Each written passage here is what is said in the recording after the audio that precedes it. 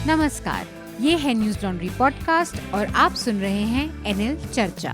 नमस्कार, मैं हूं अतुल चौरसिया। आपका खर्चा आपकी चर्चा, हफ्ता दर हफ्ता हम एक बार फिर से लेकर आए हैं न्यूज लॉन्ड्री का हिंदी पॉडकास्ट एनएल चर्चा। चर्चा में आज हमारे साथ 3 मेहमान हैं। हमारे न्यूज लॉन्ड्री के 2 साथी, हमारे कॉलमनिस्ट आनंद वर्धन हमारे साथ हैं। आनंद, स्वागत है आपका। नमस्कार। इसके अलावा हमारे साथ न्यूज लॉन्ड्री के हमारे एक और साथी शार्दुल कात्यायन है। शार्दुल, आपका भी स्वागत। हेलो। और इसके अलावा बिहार पटना से हमारे साथ जुड़ रहे हैं वरिष्ठ पत्रकार नीरज सहाय जी। अलग अलग मीडिया संस्थानों के लिए फ्रीलांस जर्नलिस्ट हैं, वो रिपोर्टिंग करते हैं, खबरें करते हैं। नीरज जी, पटना से हमारे साथ जुड़ने के लिए बहुत बहुत स्वागत है आपका। शुक्रिया सर, शुक्रिया। जो विषय हैं उनके बारे में मैं बताऊं उससे पहले 2-3 जानकारियां, एक ज़रूरी बातें। आज़ादी का अमृत महोत्सव है, 75वां साल है, बहुत सारे आयोजन चल रहे हैं और आगामी 15 अगस्त से पहले ये हमारा आखिरी पॉडकास्ट है। इसके बाद जो अगला पॉडकास्ट होगा वो 15 अगस्त के बाद होगा। तो आप सब लोगों को 15 अगस्त की बहुत बहुत बधाई, रक्षाबंधन की बहुत सारी बधाई। कुछ जानकारियां हैं जो मुझे आपसे साझा करनी है। न्यूज़ लॉन्ड्री का हमारा एक नया पूरा रक्षाबंधन और इंडिपेंडेंस डे से जुड़ा एक गिफ्ट हैम्पर ऑफर के तौर पर उपलब्ध है हमारे मर्चेंडाइज सेक्शन में। आप हमारी वेबसाइट पर जाकर इसका लाभ उठा सकते हैं। और हम बार बार कहते हैं कि आप अपने सुझाव, अपने पत्र हमें लिखिए, हमें भेजिए, हम जिनको हम अपने इस पॉडकास्ट में पढ़ते भी हैं। इसके लिए आपको कुछ नहीं करना है, बहुत सीधा सिंपल है। podcasts@newslaundry.com पर अपने विचार, अपने सुझाव हमें मेल कर सकते हैं। इसके अलावा www.newslaundry.com/podcast-letters के ऊपर भी आप अपनी प्रतिक्रिया हमें भेज सकते हैं। जो विषय हैं उनमें जो सबसे बड़ा घटनाक्रम है, 2 घटनाक्रम है जिन पर हम आज चर्चा में विस्तार से बात करेंगे। उसमें से एक है भारतीय जनता पार्टी के नेता श्रीकांत त्यागी का जो अभद्रता थी महिला के साथ, और फिर उनकी गिरफ्तारी और उनके निर्माण पर चले बुलडोज़र के बारे में बात करेंगे। और दूसरा जो महत्वपूर्ण घटनाक्रम हुआ, राजनीतिक घटनाक्रम बिहार में हुआ। वहाँ पर एकदम से 2 दिन के अंदर में माहौल राजनीति का बदला और एक बार फिर से नीतीश कुमार महागठबंधन का हिस्सा बन गए। महागठबंधन यानी कि आरजेडी और तमाम कुछ और कांग्रेस, लेफ्ट के कुछ छोटे छोटे हिस्से और एक आध छोटे मोटे दल मिलाकर एक महागठबंधन बनता है। तो उसके साथ मिलकर उन्होंने फिर से नई सरकार का गठन किया है। खुद मुख्यमंत्री नीतीश कुमार बने हैं और भारतीय जनता पार्टी का साथ उन्होंने छोड़ दिया है। तो ये एक बड़ा घटनाक्रम है राजनीति के लिहाज से। इस पर भी हम विस्तार से बात करेंगे। जो विषय हैं उसके बारे में मैं चाहूँगा शार्दुल, आप हमारे जो श्रोता हैं उनको इस हफ्ते के विषयों की एक सरसरी तौर पर पहले जानकारी दें, फिर हम चर्चा को खोलेंगे। जी अतुल, बिहार का आपने जिक्र कर ही दिया है। तो नीतीश कुमार ने 8वीं बार मुख्यमंत्री के रूप में शपथ ले ली। इसके बारे में हम बात करेंगे। और उनके पूर्व साथी और उप मुख्यमंत्री भाजपा की तरफ से जो सुशील मोदी हुआ करते थे, उन्होंने कहा कि नीतीश कुमार उपराष्ट्रपति बनना चाहते थे, लेकिन नीतीश कुमार ने इस दावे को बोगस करार दिया। तो राजनीति शुरू हो चुकी है। जस्टिस यूयू ललित को भारत का अगला मुख्य न्यायाधीश मनोनीत कर दिया गया है और वह 27 अगस्त को शपथ लेंगे। जस्टिस रमन्ना, जिस पर अगर आज समय रहा तो जिन पर हम बात करेंगे, वो 26 अगस्त को रिटायर हो रहे हैं। एनडीए के उपराष्ट्रपति के प्रत्याशी जगदीप धनखड़ को भारत का उपराष्ट्रपति चुन लिया गया। उन्हें विपक्ष की उम्मीदवार मार्गरेट अल्वा से लगभग 2 गुने मत प्राप्त हुए। एक खबर वरवरा राव के बारे में भी है, हमने पहले भी उनके बारे में बात की है। भीमा कोरेगांव मामले के आरोपी वरवरा राव को सुप्रीम कोर्ट ने स्थायी रूप से मेडिकल ग्राउंड्स पर जमानत दे दी। एनआईए ने ये दलील दी कि वरवरा राव को जमानत देने से देश की सुरक्षा खतरे में पड़ सकती है। जो उनका लॉजिक जो भी है वो कोर्ट ने माना नहीं। सुप्रीम कोर्ट से ही दूसरी भी एक और हेडलाइन है कि उन्होंने नूपुर शर्मा के खिलाफ दायर जितनी भी एफआईआर थी उन्हें एक साथ क्लब करके दिल्ली पुलिस को देने का, स्थानांतरित करने का आदेश दिया। ठीक है। यह सारी एफआईआर देश में अलग अलग जगह उनके पैगंबर मोहम्मद के खिलाफ टाइम्स नाउ पर नविका कुमार के प्रोग्राम में टिप्पणी के लिए दर्ज की गई थी। ताइवान और चीन के बीच से भी एक हेडलाइन है। साउथ चाइना सी में अभी भी हलचल जारी है और ताइवान ने भी अपनी सेना के युद्धाभ्यास शुरू कर दिए। अब उनका भी दावा आया है कि चीन जो युद्धाभ्यास कर रहा है पिछले 1 हफ्ते 8 दिन से, वो उनके देश पर चढ़ाई करने की तैयारी है। और जैसा कि हम पिछली चर्चा में बात कर रहे थे, संसद का मानसून सत्र 4 दिन पहले समाप्त हो गया। एकदम एक्सपेक्टेड लाइन पे मामला गया है। श्रोताओं के लिए जानना जरूरी है कि ऐसा लगातार 7वीं बार हुआ है। 7वीं बार लगातार संसद का सत्र समय सीमा से पहले समाप्त कर दिया गया। एक तो आजकल संसद सत्र बहुत छोटे होने लगे हैं पहले के मुकाबले, जैसे 20 दिन 25 दिन 22 दिन 23 दिन का संसद सत्र होता है, और उसमें भी अपनी अवधि पूरा करने से पहले साइंडाई हो जाता है, कभी 1 दिन पहले कभी 3 दिन पहले। इस बार 4 दिन पहले नियत जो तिथि थी तारीख थी उससे 4 दिन पहले साइंडाई हो गई। इसके अलावा श्रीकांत त्यागी का जिक्र मैंने कर ही दिया था। एक और खबर है इस हफ्ते की जिसका जिक्र मैं करना चाहता हूँ। 40 दिन के बाद महाराष्ट्र की कैबिनेट का गठन हुआ है, जो कि शिंदे की सरकार आने के बाद से जो राजनीतिक घटनाक्रम महाराष्ट्र में बदला था। तो जो उम्मीद की जा रही थी कि अब सब कुछ सामान्य हो जाएगा और सब कुछ ठीक ठाक पटरी पर आ जाएगा, वो असल में नहीं है, और काफ़ी खींचतान अंदर रही है। नई कैबिनेट के गठन से पहले 40 दिन बाद जाकर कैबिनेट का गठन होना इस बात का संकेत है। और साथ में ये भी जो फार्मूला नया है वो ये है कि दोनों हिस्सों के, जो शिवसेना से अलग होकर शिंदे का जो धड़ा है उससे और भारतीय जनता पार्टी से, दोनों के 9 विधायक मंत्री बने हैं। कुल टोटल 18 लोगों की कैबिनेट है। और एक और बड़ी महत्वपूर्ण चीज़ इसमें हुई है कि कोई महिला इसमें मंत्री नहीं है, सारे के सारे पुरुष मंत्री बनाए गए हैं। ये एक घटनाक्रम है का अपडेट है जो कि बॉम्बे में करीब 1.5 महीने पहले चल रहा था। और जो बिहार में हुआ है उसका काफ़ी हद तक लेना देना महाराष्ट्र के घटनाक्रम से भी है, ऐसी बात कही जा रही है। क्योंकि हमारे साथ 2 लोग हैं जो बिहार को जानते समझते हैं। हमारे साथ आनंद हमारे स्टूडियो में है, और उसके अलावा हमारे साथ नीरज सहाय जी हैं पटना से।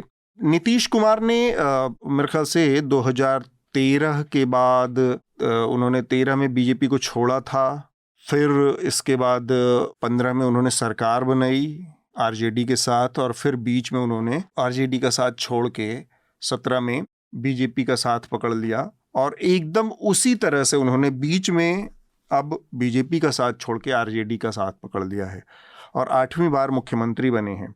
राजनीतिक घटनाक्रम के ये उसके नज़रिए से अगर हम देखें तो ये एक तो ये कहा जाता है कि ये पॉलिटिकल अपॉर्चुनिज्म है, राजनीतिक अवसरवादिता का चरम उदाहरण बन गए हैं। ये बातें कुछ नेताओं के बारे में कही जाती थी, जिनमें स्वर्गीय रामविलास पासवान को के बारे में ये बात कही जाती थी, उनके लिए कहा जाता था कि वो मौसम विज्ञानी हैं। स्वर्गीय अजीत सिंह के बारे में कहा जाता था क्योंकि उन्होंने भी बहुत सारे दलों में।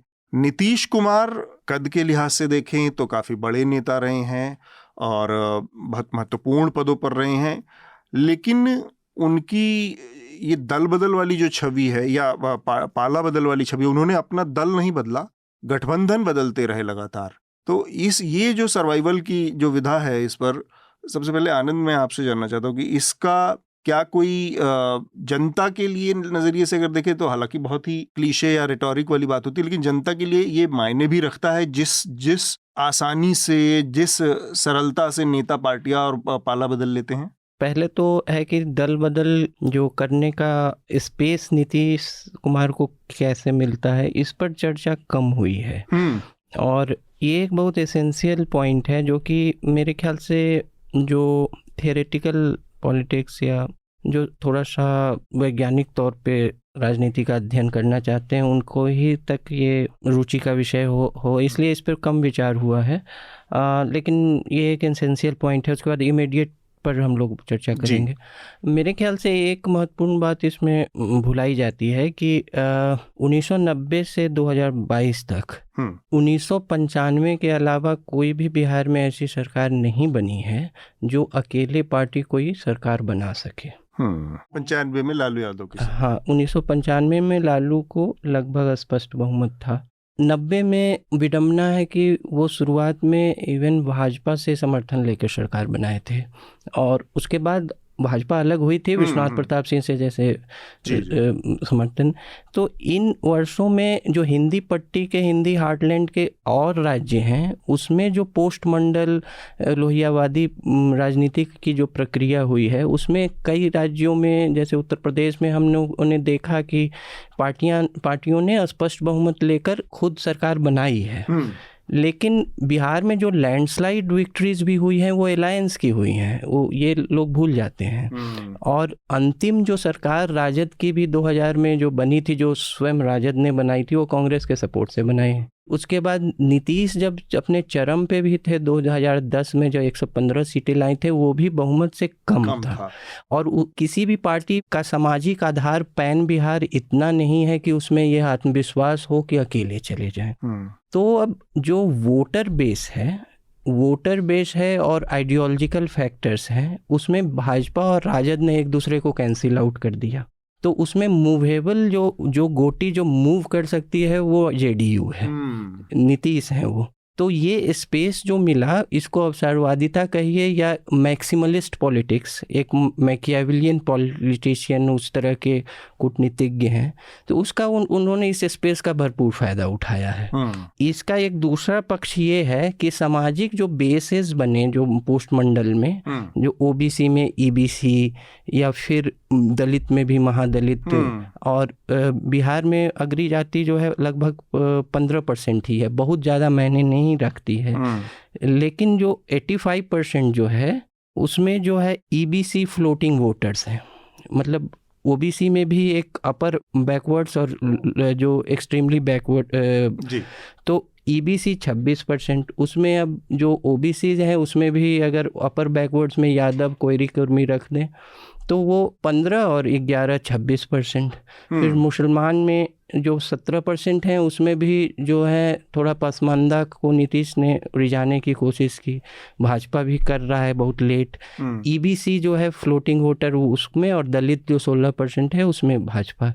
तो सोशल बेसिस भी इतने का कॉन्फ़िगरेशन ऐसा है कि कोई पार्टी जो है पूरे बिहार में पोस्ट मंडल फेज में जो है ये दावा नहीं आ सकती। तो इसमें जो स्पेस बना है उसमें जदयू जो है, और इन्होंने ऑर्गेनाइजेशन भी वैसा नहीं बनाया है।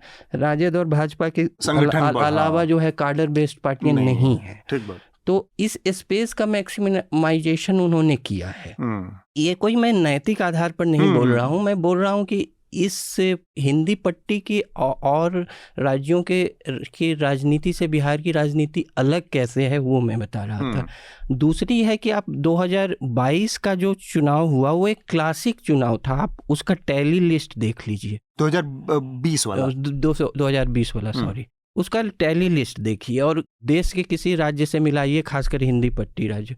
उसने जो है राष्ट्रवादी पार्टी जो है भाजपा को भी सीटें दी, उसने लोहियावादी में 2 पार्टियां ले लें जेडीयू आरजेडी, उसको भी सीटें दी। उसने जो है वामपंथ जो कि और हिंदी राज्यों से समाप्त हो चुका है, पहली बार रिसरेक्शन जैसा दिखा, उसे भी 16 सीटें दी, और कांग्रेस को भी सीटें दी, और ओवैसी की पार्टी हैदराबाद की पार्टी को भी 5 सीटें दी। समझे ना? तो ये जो विविधता जो है पॉलिटिकल सपोर्ट का, ये बिहार को अन्य जो है राज्यों से हिंदी पट्टी के अलग करता है। और ये भी दिखाता है कि पोस्ट मंडल फेज में जो चरण हुआ है उसमें बिहार में जो है सोशल बेसिस का कंसोलिडेशन अभी पार्टीज के पक्ष में बहुत नहीं हुआ है, मतलब हुआ है बिखराव हुआ है। ठीक बात। नीरज जी, आप वहाँ पर ग्राउंड पर हैं और आपने देखा कि भाई किस तरह से ये बदलाव हुआ है। भारतीय जनता पार्टी के नज़रिए से अगर देखें तो ये जो रिश्ते तल्ख होने शुरू हुए थे, एक तो ये है कि जो आनंद बता रहे हैं कि नीतीश कुमार की एक बड़ी पिक्युलर बड़ी ट्रिकी सिचुएशन में है, जिसका वो फ़ायदा बहुत स्मार्ट तरीके से उठा रहे हैं कि भाई एक तरफ आरजेडी है, दूसरी तरफ भारतीय जनता पार्टी है, और उसके बीच में इनके पास उतना मजबूत कार्डर या उतना मजबूत वोट बेस नहीं है, लेकिन उन्होंने अपनी उस परिस्थिति का फ़ायदा उठाया। लेकिन भारतीय जनता पार्टी के साथ, जिसके साथ लंबा अनुभव इनका काम कर रहे हैं, और हर बार ये 2015 छोड़े तो भाजपा के समर्थन से ही मुख्यमंत्री बने, उसके बावजूद अब एक्चुअल में वहां पर ऐसी क्या गड़बड़ी हो रही थी कि ये रिश्ता तोड़ना पड़ा नीतीश कुमार को? देखिए, सबसे पहले अतुल जी मैं ये बहुत बोलूंगा कि ये जो मैंडेट की बात हो रही है कि मैंडेट को नकार दिया गया और जो नेता हैं वो चेंज कर ले रहे हैं, एकदम सडन चेंज कर ले, जिस अलायंस के साथ उन लोगों ने लड़ा और उससे बिल्कुल विपरीत चले जा रहे हैं। तो मैंडेट की बात अगर हो रही है तो वो rhetoric wise it's very good, लेकिन ये मैंडेट किसी को ह्यूमिलिएट करने के लिए नहीं मिला। अगर आप 2-4 प्रकरण दिखाएं जिनका मैं जिक्र करूंगा बाद में, जी जी, तो सबसे पहले तो यहाँ पर जो बिहार में सरकार बनी एनडीए की, नीतीश कुमार और भाजपा के साथ, तो उन दोनों के बीच की दूरी अचानक नहीं बढ़ी। इसमें लगभग 2.5 साल लगे। इसकी बड़ी शुरुआत उस समय हुई जब नीतीश कुमार की इच्छा के विपरीत जाकर, ऐसा कहा जाता है कि उनकी पार्टी के तत्कालीन उस समय आरसीपी सिंह पार्टी के राष्ट्रीय अध्यक्ष भी हुआ करते थे। हाँ। उन्होंने इनकी सहमति के बिना, ये कहा जाता है कि वो केंद्रीय मंत्रिमंडल में शामिल हो गए। आरसीपी सिंह का यह फैसला नीतीश कुमार को बुरा लगा। अच्छा। और यहीं से आरसीपी सिंह और नीतीश कुमार के बीच की दूरियां बढ़ती गई। और पार्टी सूत्रों के अनुसार, जैसा बातचीत पार्टी ऑफिस में या और भी सोर्सेज से होती है, तो उन लोगों का कहना है कि आरसीपी सिंह ने भाजपा के साथ नजदीकी बढ़ाने का कोई मौका नहीं छोड़ा। तो पॉइंट ऑफ कन्फ्रंटेशन इनका ये है कि जैसे महाराष्ट्र में हुआ, या फिर आपको विधानसभा 2019 के विधानसभा चुनाव में, उसमें भी आप देखेंगे कि एक फैक्टर उभरा था चिराग पासवान का। तो उसमें जो चिराग पासवान ने कुल 143 कैंडिडेट्स उतारे और सारे जगह जेडीयू के अगेंस्ट में कैंडिडेट्स दिए। इस पर चूंकि वो एनडीए के हिस्सा थे, लोजपा उस समय एनडीए का ही हिस्सा था, तो भाजपा केंद्रीय नेतृत्व ने कभी इस पर आपत्ति नहीं जताई, न कुछ बोला। और अभी कल ही प्रेस कॉन्फ्रेंस में अभी जो वर्तमान राष्ट्रीय अध्यक्ष हैं राजीव रंजन सिंह, उन्होंने आरोप लगाया कि केंद्रीय नेतृत्व की ओर से इस पर आपत्ति भी नहीं जताया गया। तो वो एक जानबूझकर कोशिश की गई थी इनके स्टेक को कम करने के लिए, जेडीयू का एक कैंपेन सैबोटाज हुआ। हाँ, तो जिसमें कि जेडीयू 43 सीटों पर सिमट गई, कमजोर स्थिति में आ गई, तीसरी बड़ी पार्टी रही राज्य। और 2005 से 13 तक सब कुछ ठीक चला। उसके बाद फिर 13 में गड़बड़ाया। और यहाँ पर सर मैं एक और चीज बताऊंगा कि बिहार की राजनीति को अगर थोड़ा समझना है तो त्रिभुज का, जो ट्रायंगल का एक फॉर्मूला होता है, उसको थोड़ा समझना होगा जी। जैसे त्रिभुज में जो 3 प्रकार के त्रिभुज हैं, उनकी तीनों भुजाएं बराबर हो सकती हैं। 3 में से कोई 2 भुजा बराबर हो सकती हैं या तीनों भुजाएं असमान हो सकती हैं। ये पोस्ट 90 का फिनोमिनन मैं बता रहा हूं, मतलब पोस्ट 2005। उसके पहले ऐसा नहीं था। उसके पहले 2 पार्टी का ही कंटेस्ट होता था, मेनली आरजेडी वर्सेस बीजेपी रहता था। तो इसमें ये जो है, या तीनों भुजाएं असमान हो सकती हैं, लेकिन इसमें एक कंडीशन है इस फॉर्मूले में कि किसी भी परिस्थिति में किसी 2 भुजाओं को जोड़ दें तो उसकी लंबाई तीसरी भुजा से बड़ी हो जाएगी। बिल्कुल। और ये जो 2 भुजाएं जुड़ जाती हैं तो तीसरी भुजा कितनी लंबी है, कौन सी भुजा कितनी लंबी है, इसका आकलन नहीं हो पाता। ये मिथ जो टूटा पहली बार 2014 में लोकसभा चुनाव, भाजपा अलग लड़ रही थी, जदयू अलग लड़ रहा था और राजद अलग। उस समय सबसे बड़ी पार्टी आ गई, आपको भाजपा ने सबसे ज्यादा सीट जीता। यही कंडीशन आपको 2019 के लोकसभा विधानसभा चुनाव में देखें तो वहां पर चिराग पासवान ने एक लकीर खींची और वो लकीर खींच दी और सभी मेजर जो दल थे उनकी लंबाई का पता चल गया, कौन कितना है। इससे जदयू खुद को बहुत ठगा महसूस कर रहा था। अभी जो आरसीपी प्रकरण हुआ उसमें भी इसी तरह का, जिसको कि पार्टी ने एप्रीहेंड कर लिया पहले और उसके बाद ये सब हुआ और रातों रात उन्होंने ऐलान कर दिया कि हम लोग अलग हो रहे हैं और वो चलेगा। जी ठीक बात। चूंकि आपने कहा कि वो जो ह्यूमिलिएशन वाले पॉइंट हैं, मैं चाह रहा हूं कि उस पर हम बात करेंगे थोड़ा सा। मसलन आपने इशारा किया कि किस तरह से चिराग पासवान के जरिए वो स्थिति पैदा की गई अपरोक्ष, लेकिन परोक्ष तरीके से भी नीतीश कुमार के साथ कुछ ऐसा किया गया। मसलन जो विधानसभा का शताब्दी समारोह था, उसका जो कार्यक्रम था आयोजित हुआ, उसमें जो स्पीकर हैं सिन्हा जी, उनकी तरफ विजय से कुमार। हाँ, सिन्हा जी, उनकी तरफ से इनविटेशन भेजा गया, प्रधानमंत्री को उनकी तरफ से इनवाइट किया गया, जबकि और ये एक बड़ा बोन ऑफ कंटेंशन माना जाता है कि, और किसी के लिए भी ये, क्योंकि चुना हुआ प्रतिनिधि राज्य का मुख्यमंत्री उस एक तरह से मेजबान है, या आप कहें कि उसका प्रतिनिधित्व करता है, तो प्रधानमंत्री को राज्य की तरफ से भेजे जाने वाले किसी भी न्योते का, या बाकी लोगों को भी किसी स्टेट का जो आयोजन है उसमें वो मुख्यमंत्री की तरफ से जाना चाहिए, जो कि चुना हुआ जनता का प्रतिनिधि है। उसकी बजाय उनको अवॉइड करके सेंटेनरी समारोह में सिन्हा जी ने भेजा। पूरा नाम उनका मैं मिस कर रहा हूँ, विजय सिन्हा जी जी। और इसके अलावा भी उनके साथ तो भारतीय जनता पार्टी परोक्ष तरीके से भी, मतलब सामने सामने से भी ऐसे मौके आए जब उसने उनका कद छोटा करने की कोशिश की। जाहिर सी बात है उसके पीछे वो सोच भी रही होगी, क्योंकि नीतीश कुमार बहुत छोटी पार्टी के थे, तो उन्होंने चुनाव पूर्व का जो वादा था वो तो पूरा रखा कि मुख्यमंत्री उनको बनाया गया, लेकिन बाकी जगहों पर जो बात होती है मुख्यमंत्री के पद के साथ जो चीज़ें जुड़ी होती है, वो शायद वो डिलीवर करने की स्थिति में नहीं थे, और ना बीजेपी मानसिक रूप से इसके लिए तैयार थी कि हम बड़ी पार्टी हैं तो हम क्यों इतनी छूट दें इनको। वो चीज़ें शायद बार बार लड़ रही थी। मैं पहले शार्दुल से जानना चाह रहा हूँ, शार्दुल की पहली प्रतिक्रिया जो इस पूरे घटनाक्रम पर है वो आ जाए, और फिर हम इसके और बाकी पहलुओं की बात करेंगे। देखिए, मेरी नज़र में इसके दो पहलू हैं।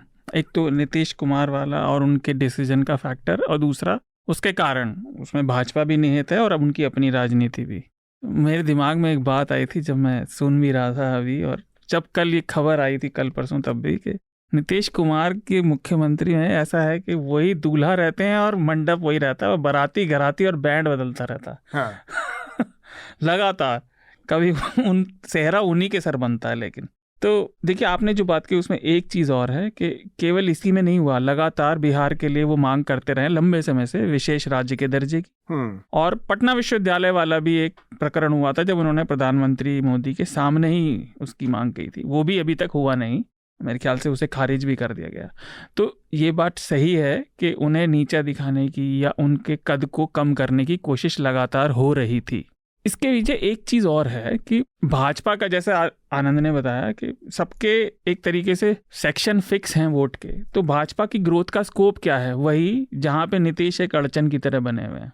भाजपा की अपनी राजनीति के बीच में अगर उन्हीं का जो भी नीतीश के, जिन्हें आप व्यवहारिक कहें या राजनीतिक कहें या आइडियोलॉजिकल मूरिंग कहें, उनकी जितनी भी वो भाजपा के सामने जो खड़ी करते थे कि भाजपा की अपनी राजनीति ग्राउंड पर फैलाने की, वो एक बहुत बड़ा अड़चन था कम से कम भाजपा के नेताओं के लिए। और वो कंप्लेन भी कर रहे थे लगातार इस चीज़ को कि हमारी राजनीति हम कर नहीं पा रहे। तो ये सारी चीज़ें एक साथ चली। अब कैनिबलाइज भाजपा किसे करेगी? अगर आप देखें तो उन्होंने, मैं लिख कर लाया था, जो उन्होंने उप मुख्यमंत्री बनाए थे वो भी ईबीसी से थी, रेणु देवी, और राज्यसभा में उन्होंने शंभू शरण पटेल को बनाया, वो भी कुर्मी जाति से आते हैं, जो वही सामाजिक ग्रुप है जहां से नीतीश आते हैं। तो वो लगातार उनके सपोर्ट बेस को लेने की कोशिश कर रहे थे। और हाँ, इसका दूसरा फैक्टर एक ये भी है कि जब उनका राजग से पिछले चुनाव में हुआ था 2017 में, जब उनका राष्ट्रीय जनता दल से गठबंधन हुआ था, तो वो सामाजिक तौर पे तो सफल रहा था लेकिन राजनीतिक तौर पर नहीं रहा। तो अब ये सवाल ज़रूर रहेगा कि जो भी, चाहे वो उस पर कोई लोग सवाल उठा सकते हैं कि वो सवाल वैलिड कितना है, कि कानून व्यवस्था वाला मामला जो एक आरजेडी के साथ चिपका हुआ चलता है, वो क्या अब दोबारा से खड़ा होगा? क्या नीतीश उसे कंट्रोल कर पाएंगे? ये सारी चीज़ें एक साथ हैं। एक चीज़ और नीरज जी मैं आपसे जानना चाहूँगा, वहाँ पर जो ये पूरा घटनाक्रम हुआ, तो भारतीय जनता पार्टी की प्रतिक्रिया बहुत बाकी मामलों के मुकाबले बहुत ही, मैं कहूँगा कि डल रही, या कोई खास प्रतिक्रिया देखने को नहीं मिली। जिस तरह से बीजेपी ने इसको एक्सेप्ट किया है उस तरह से भारतीय जनता पार्टी की वो आज की छवि नहीं है। जिस तरह के, मतलब उन्होंने जिस तरह से महाराष्ट्र में जो उछाल पछाड़ मचाई, उसके लिहाज से देखा जाए तो उन्होंने बिहार को एकदम शांति, जबकि बिहार में वो बड़ी पार्टी थे, बहुत कुछ कर सकते थे। ऐसा माना जा रहा है कि जो तमाम वजहों में एक बड़ी वजह रही नीतीश कुमार की वो इनसिक्योरिटी, और जो कि बहुत वैलिड इनसिक्योरिटी थी, कि नीतीश कुमार को ये बहुत बड़ा डर था, जो आपने इशारा भी किया कि आरसीपी सिंह के जरिए भारतीय जनता पार्टी वो करने की कोशिश कर रही थी, कर सकती थी। वो ये था कि किसी दिन मुख्यमंत्री के पद पर वो अपने जेडीयू के नेता के तौर पर या पार्टी के तौर पर नीतीश कुमार अकेले अपने 2-4 साथियों के साथ बचते और बाकी लोगों को भारतीय जनता पार्टी ले जा सकती थी, जैसा कि महाराष्ट्र में हुआ, या कि जिस तरह से चिराग पासवान के साथ हुआ भारतीय जनता पार्टी ने किया। वो चिराग पासवान जो हनुमान अपने को और उनको राम बताते रहे, वो उनके साथ उनकी पूरी पार्टी को बीजेपी खा गई। उस बीजेपी की प्रतिक्रिया इस बार इतनी डल, इतनी दबी हुई, इतनी संयत क्यों थी? ये लोग मेरा ये मानना है कि ऑलरेडी एक्सपोज हो रहे हैं। झारखंड की बात करें आप, झारखंड की बात करें तो वहां के जो विधायक पकड़े गए, 3 कांग्रेस के विधायक, हाँ वो पकड़े गए कांग्रेस पर। तो प्लान कुछ ऐसा था। फिर उसके बाद आपको आज की डेट में बंगाल प्रेसिडेंसी का जो रीजन, उसके चारों स्टेट में वो नहीं, उड़ीसा, झारखंड, पश्चिम बंगाल और अब बिहार। तो इसमें अब उनके पास बीजेपी के बारे में इनका ये है कि मेरा ये मानना है कि बीजेपी का जो समर्थन वाला जो बेस है, उसका वोटर बेस, वो फिक्स्ड है। इसका एक्सपेंशन नहीं हो पा रहा। जितने नंबर्स थे उतने ही मेंबर्स इनके वोटर्स, लगभग 80 लाख के आसपास। उसका एक्सपेंशन नहीं हो पा रहा है। दूसरा, बीजेपी के लिए नीतीश आज भी एक मजबूरी है। बीजेपी यहाँ माइनस नीतीश नहीं कुछ कर सकती। और जो आपने स्पीकर की बात की सर, तो उसमें बता दूं, जो स्पीकर से विवाद हुआ था बिहार विधानसभा, तो वो तो एक मतलब कि उन सीएम को डिस्कम्फर्ट के लेवल तक पहुंचाने का एक प्रयास था। मेरा मानना है, बाकी और भी सीनियर जर्नलिस्ट हैं, वो लोग भी इस बात से सहमत। ठीक है, आपने जो भी आपत्ति किया, स्पीकर कस्टोडियन होता है हाउस का, लेकिन लेजिस्लेटिव असेंबली का वो कंसल्टेशन के साथ भी काम करना होता है उसको। तो ऐसे कैसे आप डायरेक्ट किसी को ये कर रहे हैं? हाँ। दूसरी बात, चिराग पासवान के बारे में ये भी हो गया कि चुनाव के पश्चात, जो विधानसभा चुनाव हुए उसके बाद, लोक जनशक्ति पार्टी का सामाजिक आधार और राजनीतिक कार्यशैली, उसको भारतीय जनता पार्टी ने इस्तेमाल कर लिया। ये जग जाहिर। और जब इस्तेमाल होने के बाद चिराग पासवान अपनी कीमत मांगने लगे, तो ना उनको तो कुछ मिला नहीं, बदले उनकी पार्टी ही टूट गई। मतलब कीमत तो मिली नहीं, उनकी जो अपनी पूंजी थी वो भी चली गई।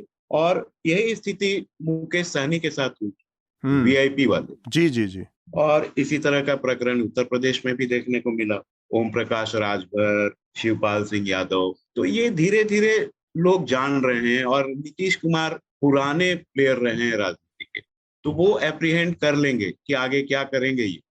और एक बात मैं बता दूं सर, कि वो जो मैंने त्रिभुज वाली बात की, तो 2014 में जब तीनों पार्टियां बिहार की अलग अलग, तो वो जो 2014 में उस समय अलग लड़ी जदयू, तो वो नीतीश कुमार अपना पॉलिटिकल सुपरमेसी तो था, उसको रिगेन करने के लिए लगे। और अभी का अभी जो स्टेप इन्होंने परसों लिया, वो अपने पॉलिटिकल लॉन्गेविटी को बढ़ाने के लिए, ठीक बात है, जो कि पॉलिटिकली वो सही भी है, मुझे ऐसा लगता है। ठीक बात। तो 2 सवाल हैं आनंद। एक तो एनडीए के नजरिए से इसको समझना बहुत जरूरी है कि एनडीए का एक बहुत बड़ा इसमें पहचान थे। इसमें पहले मैं एक जवाब, इमीडिएट जो मतलब इसमें कारण रहे, उसमें मेरा ये थोड़ा सा मैं यहाँ असहमत हूँ। इसका ह्यूमिलिएशन बहुत बड़ा कारण नहीं होगा। नीतीश उस तरह के थोड़ा टेक नो प्रिजनर्स टाइप के पॉलिटिशियन है, इमोशनलेस, मैकियावेलियन टाइप का। वैसे तो उनको जो है अभी जिस गठबंधन में गए हैं उसमें भी बहुत परेशानी होगी। वो अड़ाजत ने कई तरह के शब्द बोले हैं, उनके लिए बहुत तरह की बातें बोली हैं, बहुत तरह का नाम रखा है तो पलटू चाचा। मेरे ख्याल से नीतीश एक तो चिराग मॉडल, जो भाजपा जो कथित रूप से जो एलिगेशन है कि उनको काटने, उनका कद कम करने के लिए, और जिसमें भाजपा भी फंस गई बाद में, वो भी नर्वस हो गई कि कहीं चुनाव ही उनके हाथ से नहीं चल जाए इस चक्कर में। लेकिन नीतीश इस चीज़ से कभी रिकॉन्साइल नहीं कर पाए कि एनडीए में वो 43 और या 46 सीटों वाला दल रहेंगे और भाजपा 75 रहेगी। ये इट वाज अ क्वेश्चन कि कब उनका अलगाव होगा, टाइमिंग की बात थी, ये नहीं कि होगा या नहीं होगा। ये इनिशियल जो, और नीतीश इस तरह के गुट के नेता मतलब पार्टी के हैं जिसमें डिस्ट्रस्ट एक डिफॉल्ट मोड है। डिस्ट्रस्ट उनको आरजेडी को भी करना पड़ेगा, डिस्ट्रस्ट उनको बीजेपी को भी करना होगा।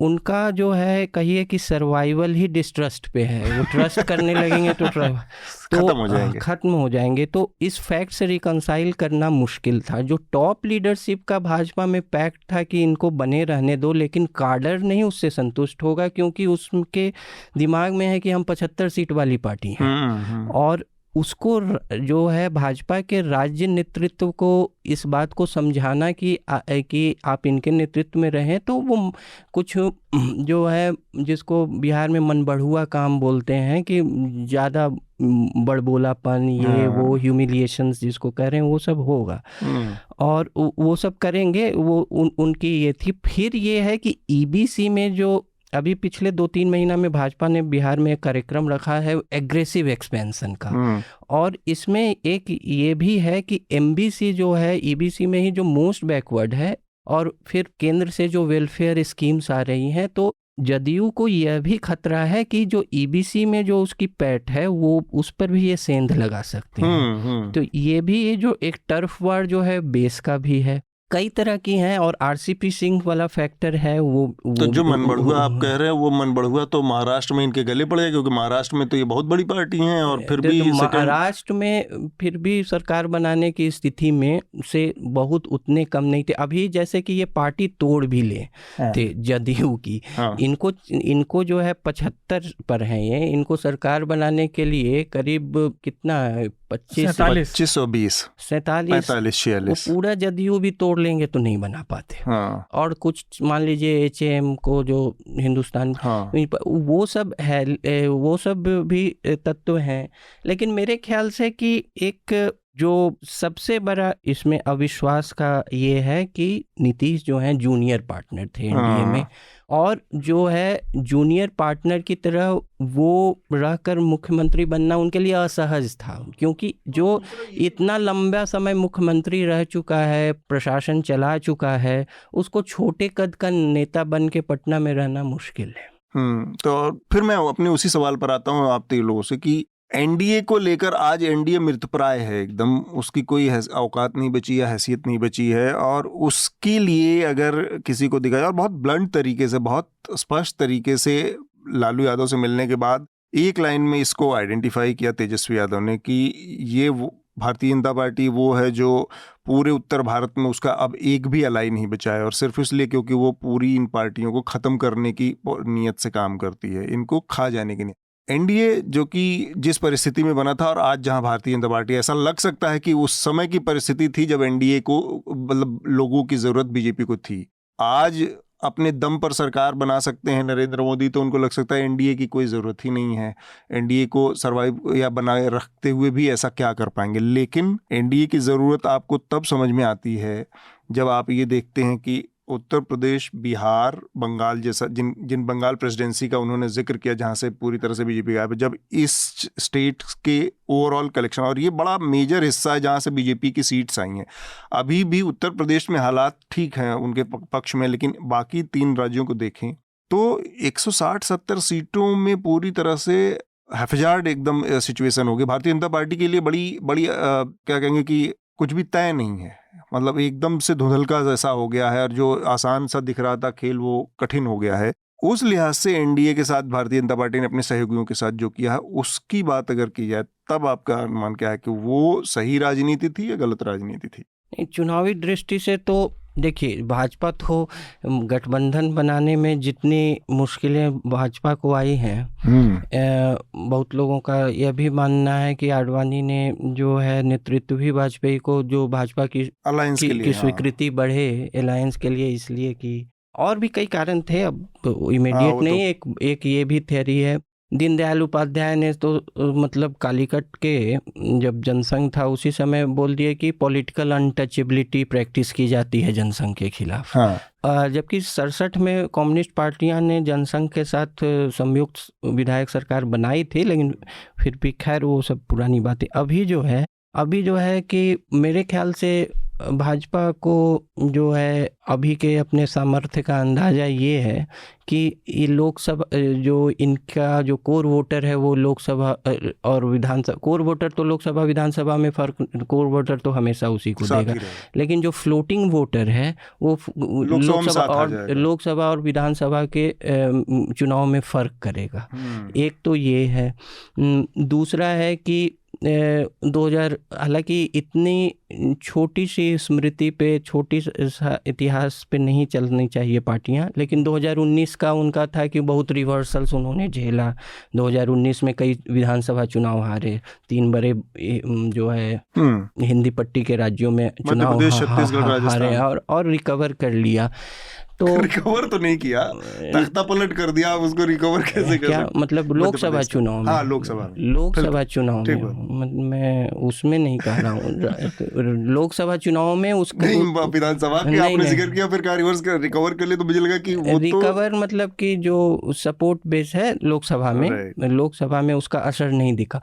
तो एक तो इसके बहुत लोग बोल रहे हैं कि शायद बिहार में भी जो है 2025 के विधानसभा में इनको बहुत दिक्कत आएगी, हारेंगे ही, जो क्योंकि इनका जो अभी पिछले जो है जो वोटर बिहेवियर रहा है जो लोकसभा और विधानसभा में बिहार में अलग रहा है, वो एक स्पष्ट दिखता है अगर आंकड़ों पे जाएं।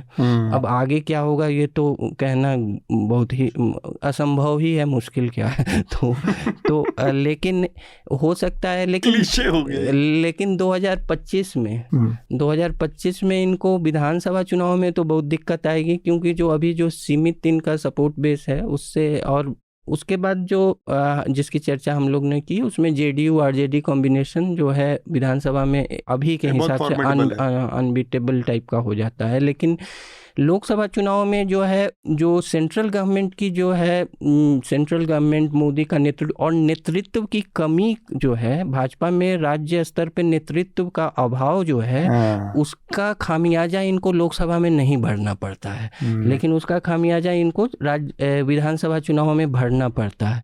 और प्रचार प्रसार से, जैसे केंद्रीय सरकार के वेलफेयर मेजर ये सब से ईबीसी में इन्होंने कुछ पैठ बना रखी है, ये सब में कर रखी है, तो लोकसभा चुनाव में बिहार में रिकवरी के लिए थोड़ा सा आश्वस्त हो सकते हैं। लेकिन हाँ, 2025 के, और ये भी है कि 2019 में बिहार में ये ऑल टाइम हाई पे पहुंच गए थे। अब उससे तो कम ही आना है इनको। 39 सीट्स एनडीए को थे, अब उससे लुढ़केंगे ही होना है। हाँ, वो ऑल टाइम हाई हिट कर चुके हैं। तो शार्दुल, मैं इस पे जानना चाह रहा कि जो ये एनडीए को खत्म करने की पॉलिटिक्स है, खत्म करने की पॉलिटिक्स क्या कहूँ, ये कोई विचार करके की गई पॉलिटिक्स नहीं है, जैसे जिस भी वजह से वो भाजपा का अहंकार है या बहुत ही नाप तौल के रणनीतिक कदम है? इस पर आपका, और फिर मैं।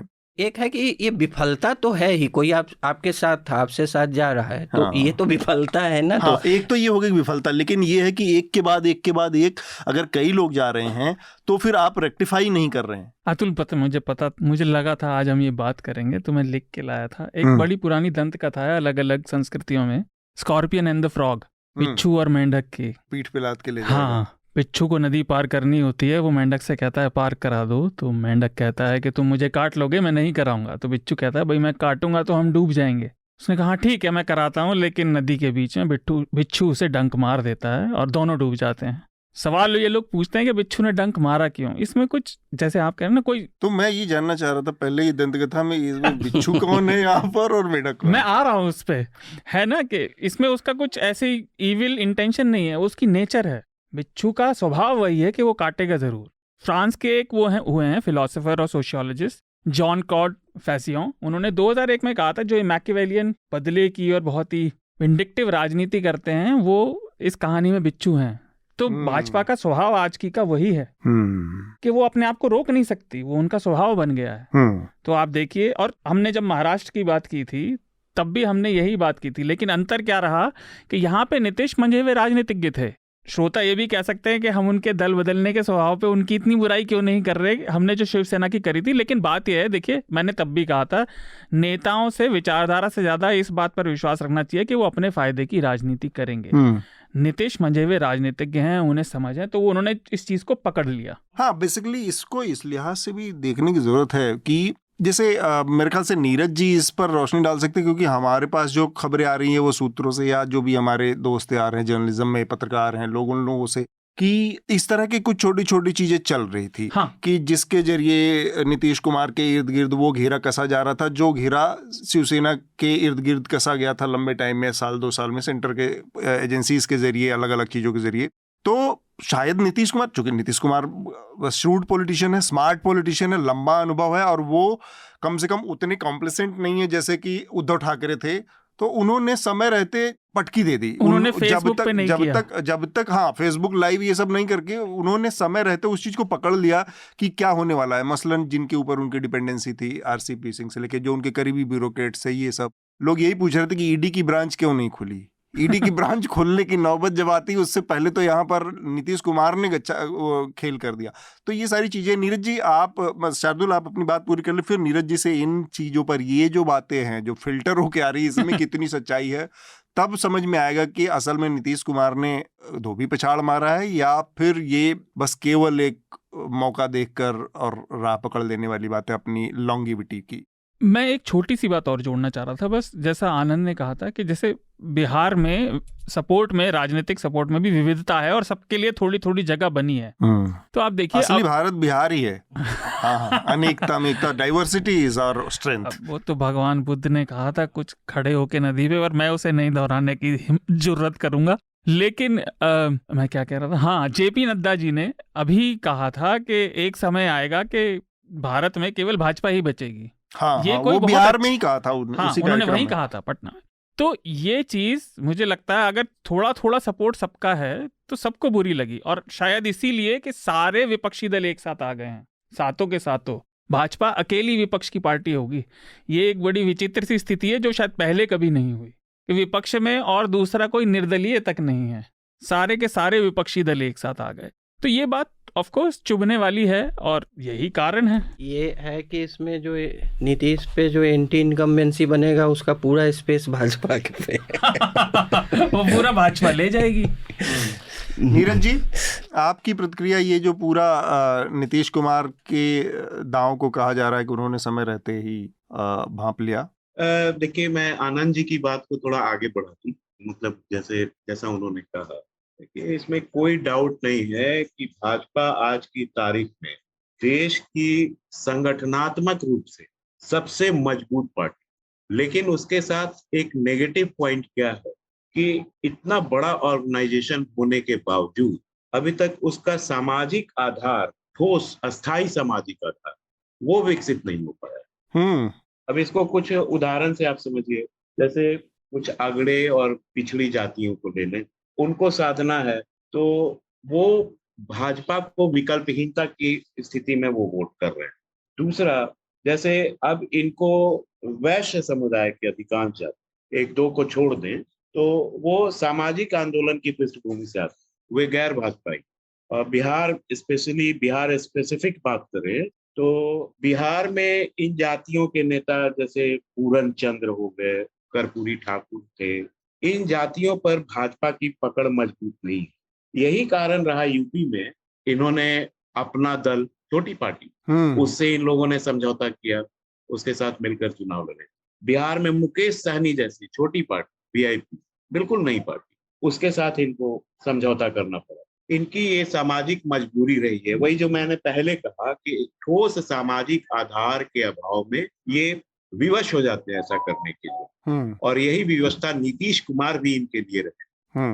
नीतीश कुमार के बारे में कहा जाता है कि उनकी छोटी सी जाति है, वो बहुत बड़े जाति के नेता नहीं। लेकिन इस बात को आप ऐसे समझें कि समाजवादी आंदोलन के बाद जो गैर कांग्रेस सामाजिक आधार निर्मित हुआ, उसके सबसे बड़े पैरविकारों में से एक नीतीश कुमार हुए।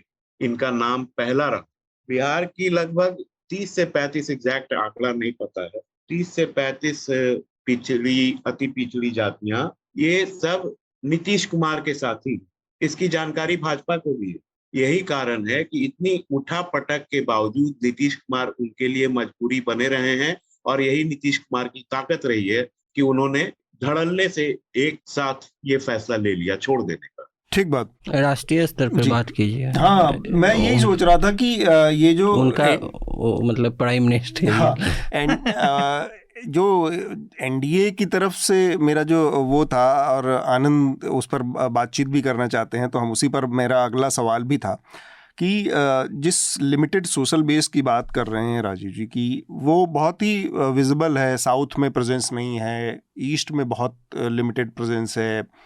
तो भारतीय जनता पार्टी अपनी तमाम विशालता, विराटता, ताकत के बावजूद बहुत लिमिटेड एरिया की पार्टी रह पाई। वो पैन इंडिया जैसा जो सपना था, या पैन इंडिया का जो विचार है, उसमें नहीं। तो ये एक मामले में भाजपा की ताकत भी है कि वो कुछ इलाकों में इतनी ताकतवर है कि वहीं से उतनी सारी सीटें ला सकती है, लेकिन उसका दूसरा पक्ष ये है कि बाकी देश में उसकी कोई पहुंच नहीं है।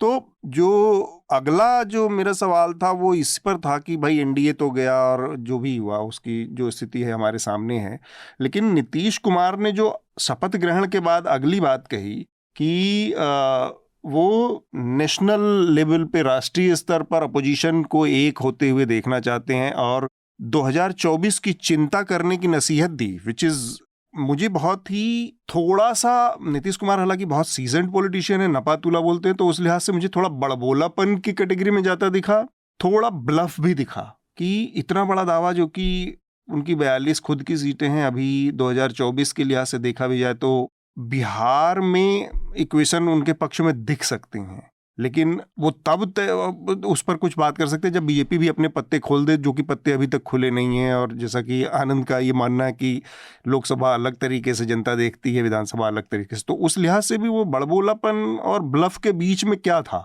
नीतीश कुमार ऐसे बयान बहुत कम देते हैं कि आप 2024 की चिंता करिए, जब आप इतने स्लिपरी स्लोप पे खड़े हों तब ऐसे बयान उन्होंने, ठीक है सरकार बना ली, उन्होंने मुख्यमंत्री बने हुए हैं, लेकिन राजनीतिक जो हैसियत है उस पार्टी में, इस गठबंधन में भी उनकी सबको पता है। आपसे आनंद, मेरे ख्याल से एक तो उनकी इच्छा रहेगी कि जो एक लीगेसी में एक जोड़ना चाहेंगे कि प्राइम मिनिस्टेरियल कैंडिडेट रहे, ये रिस्क उनको पहले लेना चाहिए था। मेरे ख्याल से इसमें उन्होंने विलम्ब किया। 2011-12 के नीतीश कुमार इसका प्रयास कर सकते थे।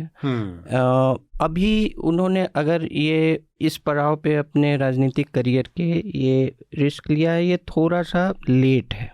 और एक उनकी स्वीकृति का एकमात्र कारण हो सकता है कि शायद हिंदी पट्टी के चेहरे हैं, थोड़ा पॉलिटिकल सोब्रिटी और क्राफ्ट दोनों का मिश्रण है बिल्कुल। और पूरे जो सामाजिक आंदोलन या लोहियावादी जो उसकी धारा है, उसके एक बड़े चेहरे हैं। तीसरा एक ये भी है कि उससे वो अलग इसलिए भी हैं कि, और उस अलग इसलिए भी हैं कि जो भी लोहियावादी और ये सब धारा से लोग निकले, वो सब वंशवाद की राजनीति की है इनके अलावा। तो इनका कोई जो है कोई भी वो बैगेज भी नहीं है, वो भी बैगेज नहीं है।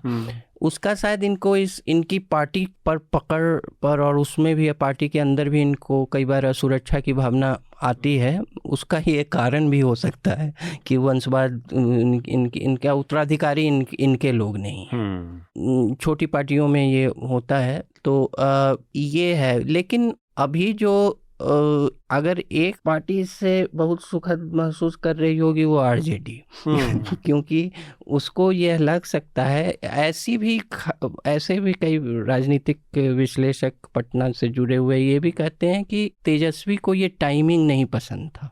मतलब इनकी बातें जो हैं काफ़ी समय चल रही, काफ़ी से थे, लेकिन ये टाइमिंग नहीं था। वो शायद थोड़ा और डोमिनेंट रोल चाहते हों। अभी जो ये एक, हालांकि ये स्पेकुलेटिव है, गिरफ्तारी हुई है ओएसडी भोला यादव की आईआरसीटी स्कैम में, तो उस समय ये टाइमिंग, तो इसमें थोड़ा सा बार्गेनिंग चिप जो है नेगोशिएशन टर्म्स में जो नीतीश को थोड़ा एज मिल गया है, ऐसा है। लेकिन ये स्पेकुलेटिव है, इसको इस डिस्कशन से मुश्किल है, ये डिस्कशन से हटाएं। ये बहुत लोग कहते हैं कि ये लालू जी की पहल पे ये हुआ है, तेजस्वी उतने उत्सुक अभी नहीं थे। ऐसा तो राजद भी छोटी ही पार्टी है, कोई भी, और छोटी पार्टी के लिए सरकार में रहना उसके रिसोर्स मोबिलाइजेशन के लिए बहुत ज़रूरी है, क्योंकि उसके आय के स्रोत कम होते हैं। और तो ये भी, तो इस लिहाज से मेरे ख्याल से और जो कंटेंडर्स हैं ममता बनर्जी हैं, जिनकी स्वीकृति बंगाल से बाहर,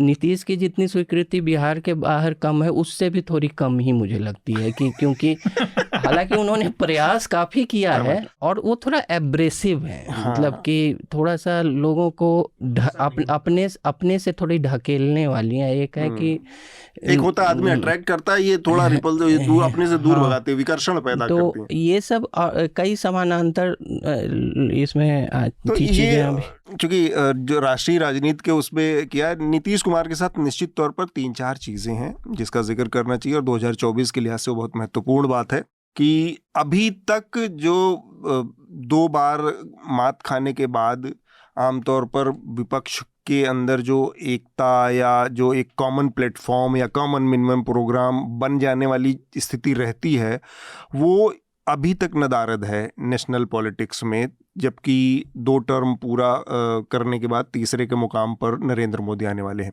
इस सब के पीछे दो बड़ी जो वजह रही हैं वो ये है कि एक तो राष्ट्रीय परिदृश्य में जो दूसरी पार्टी थी अपने इर्द गिर्द चीज़ों को गैल्वनाइज करती थी, मोबिलाइज करती थी, वो कांग्रेस पार्टी थी। वो कांग्रेस पार्टी पूरे देश में बहुत कमज़ोर हो गई है। और उसी कांग्रेस का दूसरा जो सबसे बड़ा ड्रॉबैक है कि जो नेता हैं राहुल गांधी, उनको बाकी विपक्षी पार्टियां अपना नेता मानने को तैयार नहीं है। तो इस वजह से भी कोई विपक्षी एकता बन पाने की सूरत अभी तक नहीं दिख पाई। इस सूरत में कोई दूसरा बड़े कद का नेता सामने आ सकता था। वो शरद पवार हो सकते थे, वो ममता बनर्जी हो सकती थी, वो कई और हो सकता था। लेकिन इन सब लोगों की सीमा ये है कि हिंदी पट्टी से नहीं है, हिंदी में हाथ तंग है और जो एक्सेप्टेंस है, स्वीकार्यता है इसमें एक बड़े स्तर पर, वो बहुत लिमिटेड है। इस लिहाज से देखें तो किसी ऐसे रेनबो कोलिशन में जो कि में किसी को गैल्वनाइज करना, भले नीतीश उसका चेहरा ना हो, चेहरे की बात तो टलेगी, वो तो ऐसा कुछ होगा कि इलेक्शन के बाद तय होगा, लेकिन नीतीश कुमार वो मैग्नेट का काम कर सकते हैं क्योंकि वो हिंदी पट्टी से आते हैं।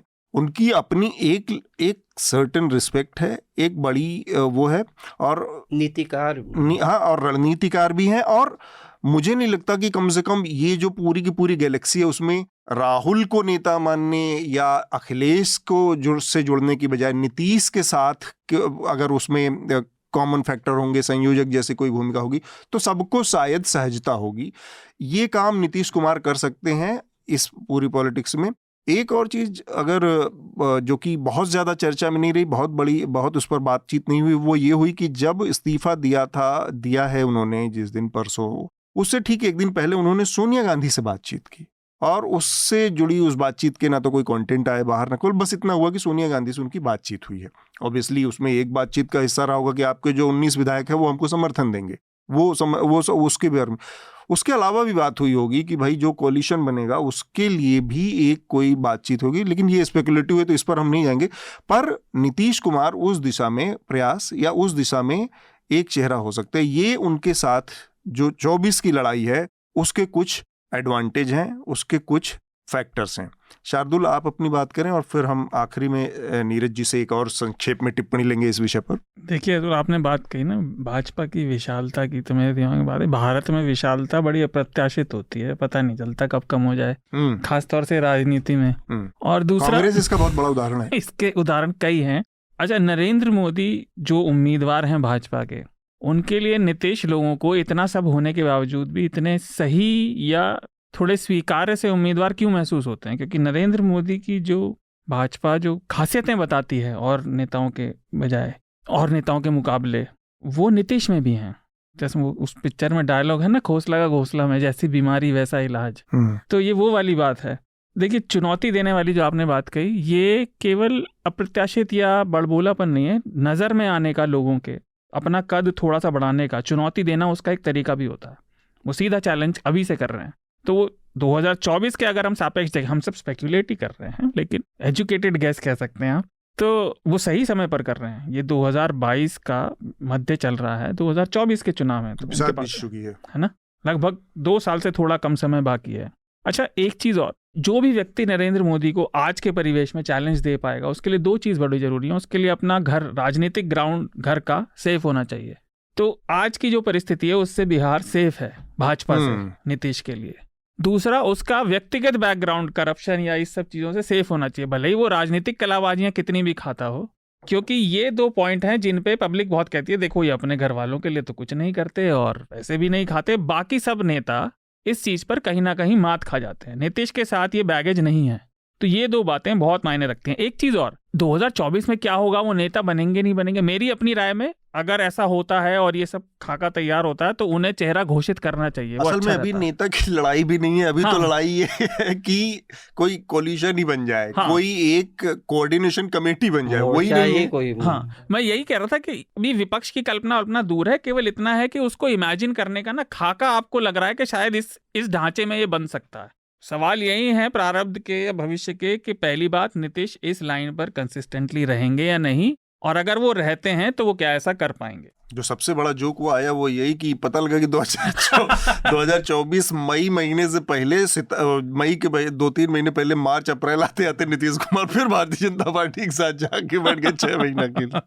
तो नीतीश कुमार के साथ ये तो एक है। नीरज जी, आपकी आखिरी प्रतिक्रिया और इसके बाद हम अगला जो विषय है उस पर बातचीत करेंगे। जैसे सर आपने जैसा अभी कहा कि कॉमन मिनिमम प्रोग्राम और कुछ उस तरह के अलग अलग चीजें शुरू हो सकती हैं, तो मुझे लगता है कि ऐसी चीजों को बल मिलेगा, विपक्ष में उत्साह आएगा जी, जो कि जरूरी है, क्योंकि आज की तारीख में विपक्ष का रोल लगभग 0 के बराबर हो गया। राष्ट्रीय परिदृश्य में देखे तो विपक्ष नहीं दिखता है, उतना विजिबल नहीं है, तो उसको उत्साह मिलेगा। और बाकी अब देखना होगा कि भाजपा नेतृत्व बिहार के संदर्भ बदली परिस्थितियों में क्या रणनीति अपनाती है या क्या सोचती है, और नेशनल कंटेक्स्ट में नीतीश कुमार आगे उनका क्या रोल होता है, ये तो अब भविष्य ही बताएगा। और ये बहुत अर्ली है अभी 2000, क्योंकि 2-3 दिन की ही घटना है। बिल्कुल ठीक बात। और अभी तो हमारा जो अगला विषय है उस पर हम जरूर थोड़ा सा बात करना चाह रहे हैं, क्योंकि पिछले पूरे 1 हफ्ते के दौरान इसकी काफ़ी चर्चा रही है। भारतीय जनता पार्टी के एक नेता हैं, किसान मोर्चे के सचिव उत्तर प्रदेश इकाई के, नाम है उनका श्रीकांत त्यागी। क्या तो नाम माता पिता ने सोच के रखा होगा, और क्या जुबान पाई भाई ने। उस जुबान के ऊपर थोड़ी सी चर्चा हम लोग करना चाह रहे थे। तो उनका एक वीडियो वायरल हुआ जिसमें नोएडा के पास जिस सोसाइटी में रहते थे वहाँ पर वो एक महिला के साथ गाली गलौज कर रहे थे, और महिला के साथ जो विवाद का विषय था वो ये था कि जो कॉमन एरिया है उनकी सोसाइटी का, जो पार्क और पब्लिक यूज़ की ज़मीन थी, उसके ऊपर उन्होंने कब्जा कर रखा था। पिछले 3 साल से वो करते जा रहे थे और उसका विरोध किया महिला ने, तो गाली गलौज की, माँ बहन की गालियाँ, और वो सब आप लोगों ने देखा होगा, आजकल तो सब जगह पहुँच जाता है, व्हाट्सअप है और ये सब है। भारतीय जनता पार्टी के पिछले 2-4 दिनों में 3-4 चीज़ें तो, लेकिन श्रीकांत त्यागी की ही अगर हम बात करें तो भारतीय जनता पार्टी ने एकदम से उनको पहले से खारिज कर दिया कि उनका हमसे कोई लेना देना नहीं। इसके बाद फिर पत्रकार लग गए काम पर, जैसा आजकल हमेशा होता है, भारतीय जनता पार्टी से जुड़ी हर चीज़ पर फैक्ट चेक होता है। तो 2017 का एक लेटर भारतीय जनता पार्टी के लेटर पैड पर आया जिसमें दूसरे नंबर पर श्रीकांत त्यागी मौजूद थे बतौर सेक्रेटरी, और वो व्यक्ति अपनी गाड़ी पर विधायक का स्टिकर लगा के घूम रहा था। इस पूरे उसमें जिस चीज़ ने सबसे ज़्यादा मतलब वो किया कि एक महिला के साथ पूरी बदतमीजी और ये वो, मुझे उस RWA की भूमिका बड़ी संदिग्ध और बड़ी अजीब सी लगी कि वो 2 साल से वो RWA के चचा जो थे, शिकायत की थी, उन लोगों ने शिकायत की, ऑफिशियल शिकायत दर्ज की थी, लेकिन कोई उससे आदमी से सीधा कॉन्फ्रंट करने की स्थिति नहीं थी। और उस दिन जब ये सब बात बढ़ गई और बुलडोजर आ गए तो उन्होंने सबसे आगे कूद के फोटो खिंचवा रहे थे, टीवी पे बयान दे रहे थे और नारे लगा रहे थे RWA के लोग। तो ये जो पता है सबको कि ये आदमी भारतीय जनता पार्टी का नेता, इसकी गाड़ी पे स्टिकर लगा हुआ है, विधायक लिख के चलता है, और उसके सारे दंभ, अहंकार, अहमन्यता और बदमाशी का स्रोत पता है कि ये इस पार्टी से जुड़ा हुआ है, इसलिए ये कर पा रहा है। इसके बावजूद इस बीच में 2-3 चुनाव हुए, वो आदमी चुनाव जीत, मतलब उसकी पार्टी चुनाव, और पूरी पार्टी, पूरी सोसाइटी ने उन्हीं लोगों को, उसी पार्टी को वोट दिया जिसके वो 2 साल से पीड़ित थे। मैं इस पर कमेंट चाह रहा हूँ आपका आनंद, कि ये जो शोषक, एक वो क्या कहते हैं इसको, स्टॉकहोम सिंड्रोम कहते हैं, कि जो अपना शोषक होता है वही उसी पे प्यार उमड़ के आता है। तो ये सब जानते हुए भी कि ये आदमी जहाँ से अपनी ऊर्जा पा रहा है उसी से सटने, उसी को प्यार, उसी को वोट देने। तो वो लोकतंत्र में जो 5 साल बाद आपको अपनी औकात दिखाने का मौका है, वो कॉन्सेप्ट भी पूरी तरह से फेल हो जाता है।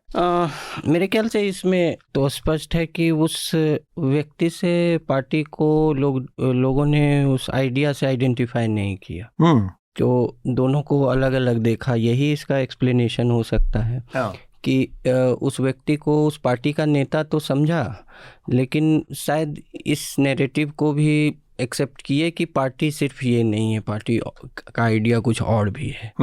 एक है। दूसरा है कि इसमें जो न्यूसेंस वैल्यू है, जिससे एक छोटे से फ्रेज में छुटभैया नेता कह सकते हैं, तो छुटभैया नेताओं का ये जो स्ट्रीट पावर कहें या जो न्यूसेंस वैल्यू है, अब इसमें कई पार्टियां जो हैं, छुटभैया नेताओं का पहला तरीका भी, जो पहला टेस्टेड फार्मूला वो यही होता है, बुली। हाँ, तो वो किसी भी पार्टी के हों। अब ऐसी वीडियोस आप गांव, प्रखंड, ये सब से डालने लगिएगा यूट्यूब पे, तो यूट्यूब में कुछ बचेगा ही नहीं, सिर्फ यही रहेगा। तो ये उनका मतलब एक तरह से कहिए कि सौभाग्य भी है कि थोड़ा पॉपुलर हो गए, दुर्भाग्य भी है कि पकड़े गए। तो खैर हाँ, मतलब इससे उनकी राजनीतिक संभावनाएं तो धूमिल हुई हैं। हाँ, धूमिल दुर्भाग्य हैं, लेकिन दुर्भाग्य ही कहिए, निगेटिव पब्लिसिटी। तो ये है कि ये इतना व्याप्त है कि इसमें छुटभैया नेता जो हैं और इनका जो बुलिंग है या ये है, ये क्या है कि आप जो शक्तिशाली शक्ति प्रदर्शन है, आप कैसे हैं कि हम रूल के अभव हैं। जब आप दिखा सकते हैं कि हम रूल के अभव हैं, तो बहुत लोग सोचते हैं कि ये नेतृत्व का पहला पड़ाव है, कि आप जब दिखाएंगे आप रूल से ऊपर हैं तभी तो नेता हैं आप। तो ये एक निगेटिव माइंडसेट है, नकारात्मक है, ये है। लेकिन इन लोगों की मानसिकता यही रहती है कि मतलब हम, और दूसरा पार्टियों में एक भ्रांति है, जैसे कि भाजपा उससे अपने को अलग कर रही थी, या कोई भी पार्टी ऐसा कुछ ऐसे खबर आती है तो अपने को अलग करने लगती है। तो पार्टियों में जैसे कि ये भ्रांति है कि जनमानस कि नहीं कि जनमानस समझता है कि मेरी पार्टी जो है साधु संतों से भरी हुई है। नहीं, ऐसा नहीं कुछ समझता है। जनमानस ये नहीं समझता है कि राजनीति जो कर रहे हैं किसी भी पार्टी में, वो बहुत जो है भद्र और बहुत सभ्य लोग हैं और बहुत साधु संत लोग हैं। लोग नहीं समझते हैं, लोग समझते हैं कि उसमें 80% इसी तरह के लोग, गुंडा, बदमाश, उजड़। हाँ, तो ये सब स्पष्टीकरण देने की कोई आवश्यकता नहीं है कि हमारा नहीं है। हाँ, तुम्हारा ही है, मान रहे हैं भाई, तुम्हारा ही है। लेकिन आपने जैसे कहा है तुम्हारा भी है, लेकिन वोट भी करेंगे, क्योंकि हम समझ रहे हैं कि इन सब के बावजूद भी तुम जो है मेरे राजनीतिक समर्थन पाने के लिए ठीक हो। बस हाँ। यही है, मतलब कहिए कि एक जो लड़ाई है तो इन लोगों का है कि जो लेस और कहिए कि बैड एमंग वर्स, वही वाला। ठीक बात। एक और बड़ी जो चिंता है वो ये है कि ये इस मसले में सामने आई है, वो ये कि उत्तर प्रदेश ऑलरेडी बहुत बड़ी विधानसभा का बोझ ढोता है। हर इलेक्शन में 405, 404, 403 विधायक चुने जाते हैं, और इतनी बड़ी संख्या विधायकों के होने के बाद कुछ उसमें 150 फर्जी विधायक लगा घूम रहे। आप जनता का बोझ समझिए कि 40-50 फर्जी विधायक का स्टिकर लगा घूम रहे। श्रीकांत त्यागी जैसे, उसकी भी गाड़ी पर आप सोचिए कि वो कितनी जगह प्रोटोकॉल के काम आता है, क्योंकि आपके पास विधानसभा का स्टिकर लगा हुआ है। विधानसभा का स्टिकर फर्जी चल रहा है उत्तर प्रदेश में। ये लॉ एंड ऑर्डर की सिचुएशन आपके प्रदेश की बताती है, उस प्रदेश की जहां पर एक संत सत्ता के कुर्सी पर, टॉप कुर्सी पर बैठा हुआ, और उनका ये दावा रहता है कि रामराज आ चुका है। दिवाली पर 4-5 लाख दिया जला फूंक दिया जाता है रामराज के नाम पर। वहां पर इतने बोझ, इतने तेल, इतने वो सब जलाने के बाद और प्रदूषण के बाद एक नया प्रदूषण सामने आया, ये कि हमें नहीं मालूम कि एग्जैक्टली कितने इस तरह के विधायक घूम रहे हैं जो फर्जी स्टिकर लगा घूम रहे हैं, जो प्रोटोकॉल का इस्तेमाल कर रहे हैं। उन विधायकों के साथ आपको स्कॉट लगती है डिस्ट्रिक्ट टू डिस्ट्रिक्ट छोड़ने में। तो ये सारी चीज़ें हैं, पता नहीं इसको कैसे अवॉइड करते होंगे या कैसे मैनेज करते होंगे, क्योंकि बाकी सारी चीज़ें भी सिस्टम के साथ जो सत्ता में है उसके साथ मैनेज हो जाती है, तो हर चीज़ की अनदेखी की जा सकती है, तो इनकी भी अनदेखी की जाती रही होगी।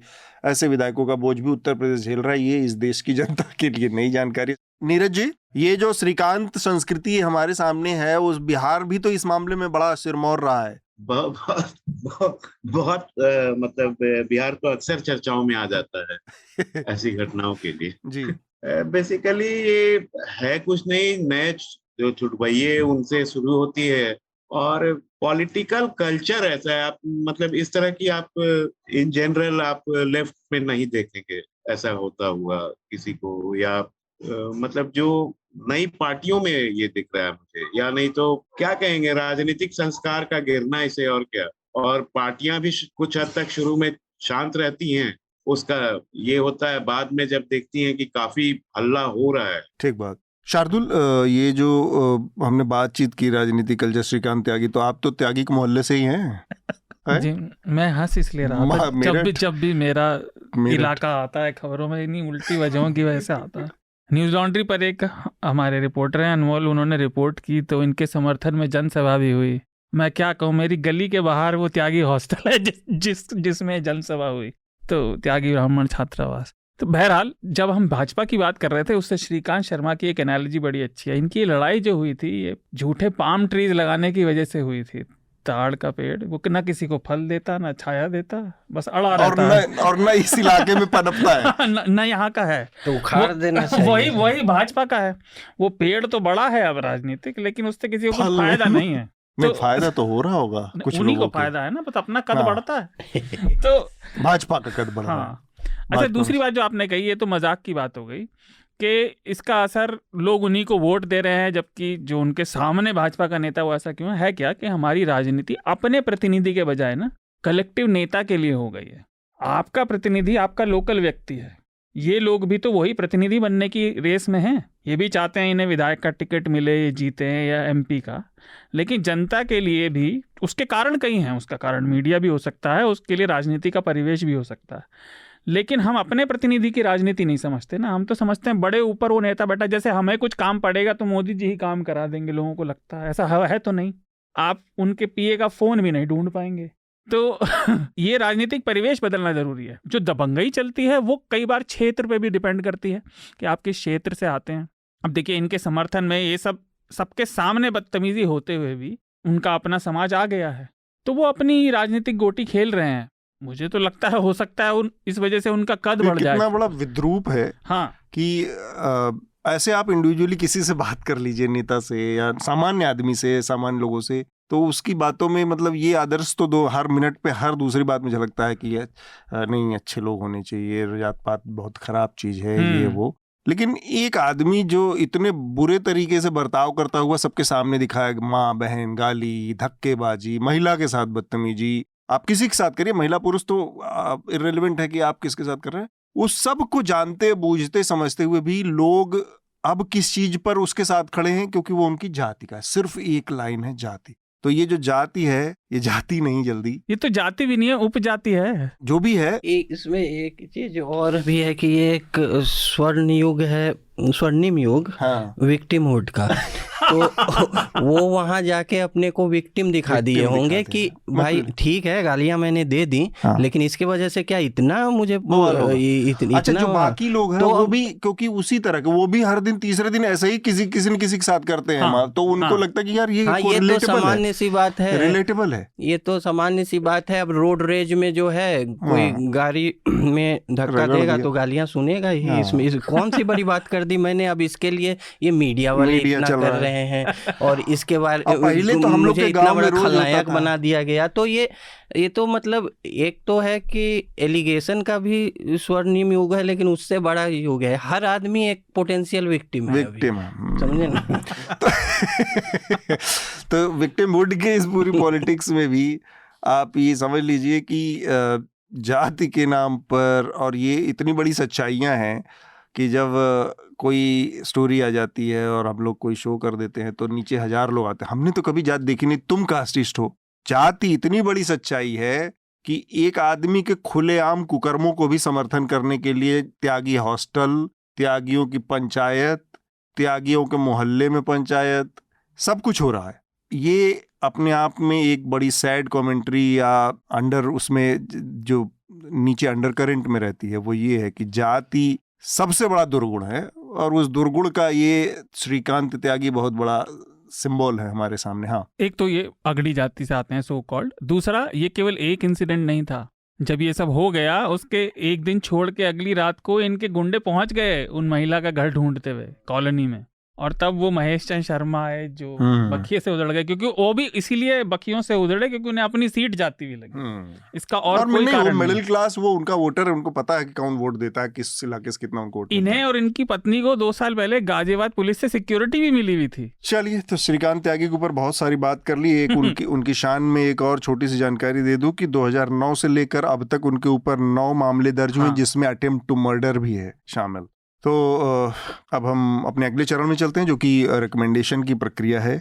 सबसे पहले मैं चाहूँगा कि आनंद, आप अपना रिकमेंडेशन हमारे श्रोताओं को दें। ठीक है, तो आप जिससे चर्चा की शुरुआत की, ये 75वीं जो वर्षगांठ है स्वतंत्रता की, तो ये 75वीं वर्षगांठ उन लोगों के लिए भी है जो छोड़ के गए हमें, जो ब्रिटिश लोग थे। तो उनमें जो एक वर्ग था, काफ़ी विशिष्ट वर्ग था, जो एलीट था, उनको मेम साहिब कहा जाता था। जो ICS ऑफिसर्स की बीवियाँ होती थी, आर्मी ऑफिसर्स की, वाइसराइज की बीवी।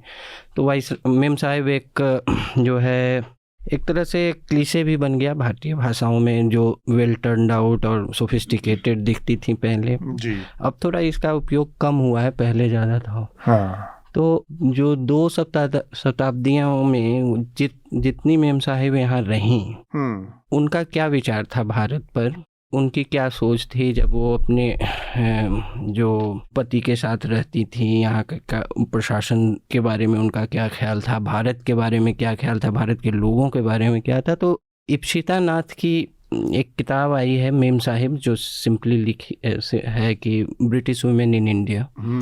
तो उसे पढ़िए, उसको जो है उसमें शोध है आर्काइव से, उन्होंने जो लिखा, उन्होंने जो पत्र लिखे, इप्सिता मेनन नहीं, इप्सिता नाथ उन्होंने जो पत्र लिखे, उन्होंने जो अपने परिवार वालों को इंग्लैंड में, कुछ उनमें लेखिकाएं भी बनी, कुछ नॉवेल्स भी लिखे, अपने संस्मरण लिखे, ये सब का बहुत उन्होंने करीब 2-250 सालों का ऐसे तमाम का अध्ययन करके ये लिखा है।